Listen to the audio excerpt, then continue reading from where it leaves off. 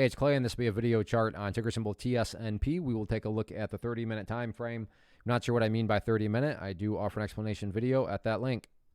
Well, the downward selling pressure remains, and I realize me just saying selling pressure, I fully admit those are just words, but that's why I love charts, because it allows you to take words and make them very visual.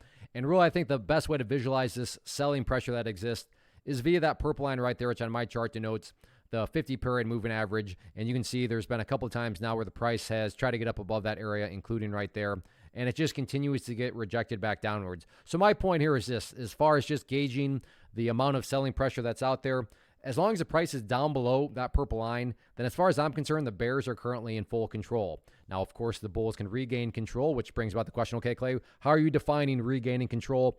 By getting up above and staying above that purple line. So that is definitely going to be the very straightforward way. I mean, you could draw a trend line if you want. You could do something like this, absolutely. And, that would accomplish the same purpose. But I like to use moving averages. I like to call them, trend lines for lazy people. Because if you don't want to draw anything, well, then that quote-unquote trend line is going to draw itself for you.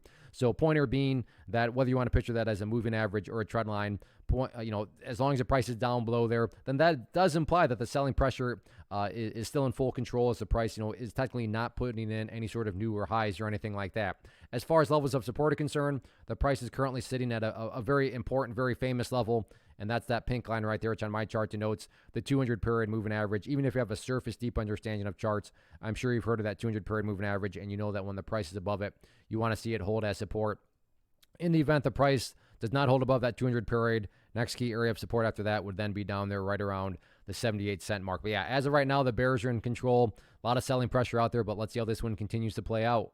First off, thanks so much for watching the entire video. Real quick, before you go, I want to invite you to a live webinar, web class, training, workshop, online event, whatever you want to call it, but it will be me live revealing to you what I've discovered that has allowed me to transform myself from being an employee to being my own boss, including how I had only one losing day out of 73 days in total.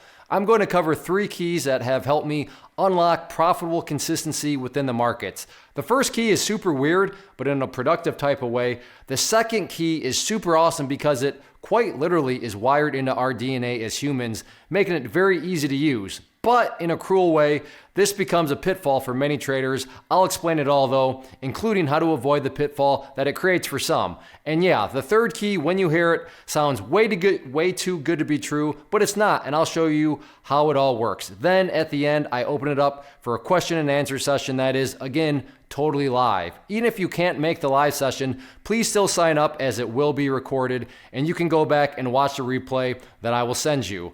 Click the image on the screen or click the link down in the description box so you can get the date and time and claim your spot, which I should note is limited due to the fact that this truly is a live event.